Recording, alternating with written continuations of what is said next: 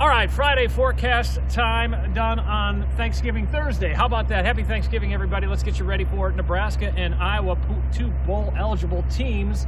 So this game really comes down to whoever wins this game most likely will head to Tampa. But, man, having this bowl thing already in the rear view for Nebraska, a huge feather in the cap. Yeah, I think the way it shapes up, and I know there's a lot of projections out there, but I've had a lot of conversations this week.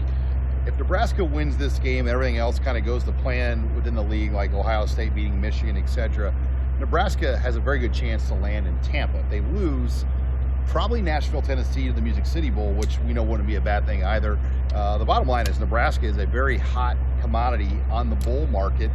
They haven't been on the bowl market since 2016, and if they were to win this game at Iowa, the momentum Nebraska would have within its fan base to make a trip to Nashville, to make a trip to Tampa, would be as big as you'd see really for any team ever involved in a bowl game at this level. No question, these fans are starved for a nice holiday bowl trip, no question. But let's talk about how they got here, and that was by dominating Wisconsin. Really a no doubter from start to finish. How did they do it, and how can they carry it over? How can they bottle it from one week to the next? Well, I think you first and foremost start with Dana Holgorsen and the identity and the rhythm that he established with his offense for Nebraska. That was such a game changer. Dylan Raiola looked like Dylan Raiola again. The defense was not at its best. They were a little weaker within the secondary, but I don't think that's going to matter this week.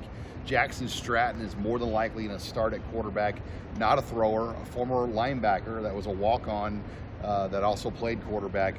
So Iowa's going to be limited as a throwing team. You know what they're going to do. It's going to be dump outs, play actions, underneath throws. It won't be a down the field spread attack, which has hurt Nebraska the last 2 weeks. So that is something to watch with them. Special teams for Nebraska, John Hull has been 8 for 8 over the last few games. That's been a pleasant surprise, as is Ja'Cory Barney with what he gave Nebraska to start that game last week on the kick return game. Yeah, 45-yard return to start the game, longest of the season for Nebraska. But you know when you play Iowa, when Nebraska plays Iowa, it's going to be tight. The last 6 have been one-score games. It's under the lights at Kinnick. How much of an advantage is that for Iowa? You know, they're coming off a win. It is a rivalry game. It's going to be cold, though. Mm-hmm. I'm genuinely interested to see what the response is amongst Iowa fans. You know, if it's going to be a hot ticket or an easier ticket to get. And on the flip side, how many Nebraska fans are going to say, hey, it's a night game, we can eat our turkey on Thursday, we can sleep in a little bit, get in the car even at noon if we wanted to, and make kickoff in Iowa City coming from Omaha and Lincoln. I do think you will see as many Nebraska fans as we've seen in the history of this Heroes Trophy Series in Kinnick Stadium. Yeah, one of the things, too, is that some families will say, hey, we can't maybe afford to go to Florida or Nashville, but we can do this. Let's go have our bowl trip at Iowa City and celebrate this team that really picked itself up after a 4-game losing streak. And you think about the scene of this, getting the Freedom Trophy with the possibility to get the Heroes Trophy. Obviously, it's never been done where they've been able to win both in the same year. That would be a scene. If you're a fan of Nebraska football, you want to be a part of that. If they could pull off the win, and it would be an upset right now. Nebraska is a slight underdog. I don't see it as much, though. I think this matchup is great for Nebraska. Iowa is a zone defense team.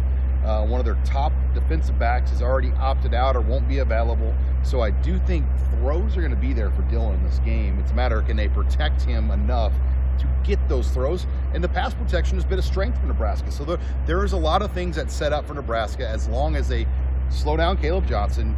And Nebraska has been good against teams like this that want to run the ball. You go back to the Ohio State game, they shut those guys down.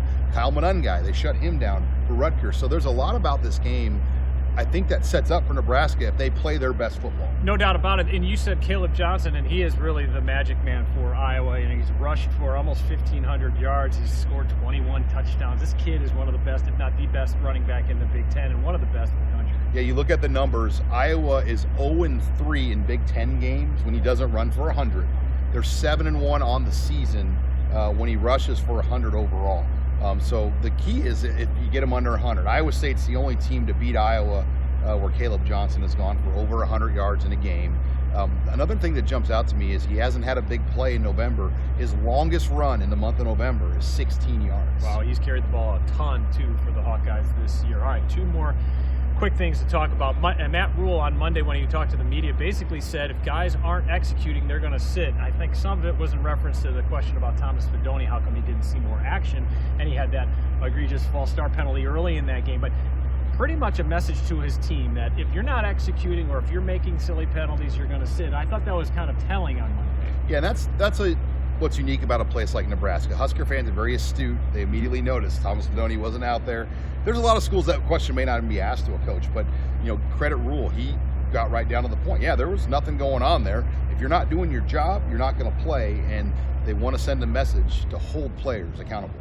And finally, what will this do in terms of a jumping point, not only to finish the regular season out with a high note for Nebraska, but also a jumping point for bowl preparations? This would be a huge feather in the cap of Nebraska if you could beat your two biggest rivals to end the regular season. Yeah, just the thought of getting to even 8-5 with a bowl win, what that would do for Nebraska as you kind of look at this finish.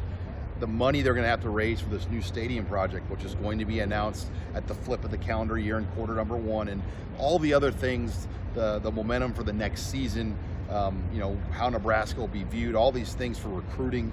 There is so much at stake here, and a win over Iowa just skyrockets things for Matt Rule and the Huskers. Well, it's going to be fun. As we head into Black Friday, it's Iowa, it's Nebraska, Heroes Game Trophy on the line. 6:30 kick under the light of Kinnick. It's on NBC.